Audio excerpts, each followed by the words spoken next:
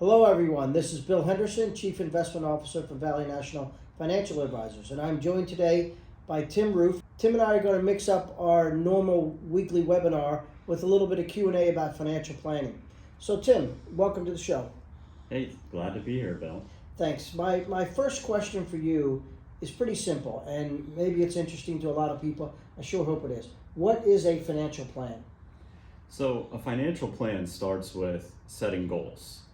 And once you have the goals set, then you can start to monitor those goals over time to track your progress towards those goals. And then obviously, you're going to have circumstances which may warrant a change along the way, but at least it gives you a benchmark that you're working towards something in order to achieve your long-term financial goals. That's interesting. So, how often would a financial plan typically need to be updated or amended? And are there events that would cause that to happen? Sure, we would typically recommend that you reassess your financial plan on an annualized basis to, track how far along you've come in meeting those goals and to make sure or look at whether or not you need to make any adjustments to what you're currently doing now in order to achieve your overall financial goals.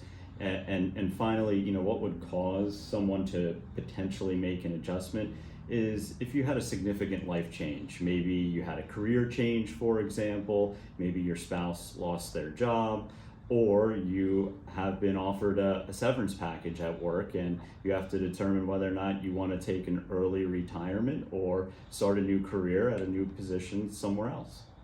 That's great. So there can be life events that happen that maybe alter the plan that you had set out, and now you have to readjust it, but basically stick to your objective, but how you're getting there may change.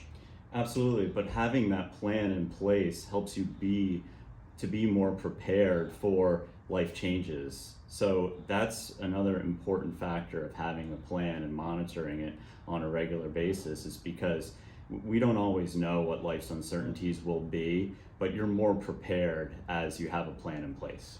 So this is a question I think about. Now I'm starting to think about it. Does a person's financial plan end at retirement? And if so, why? Or if not, why not?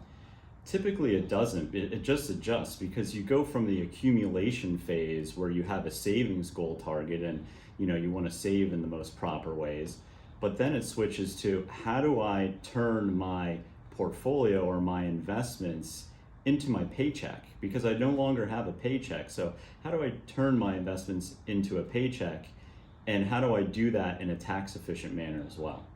That's great. Thanks, Tim. Thanks for being with us today. Thank you for listening. Have a great afternoon or great day.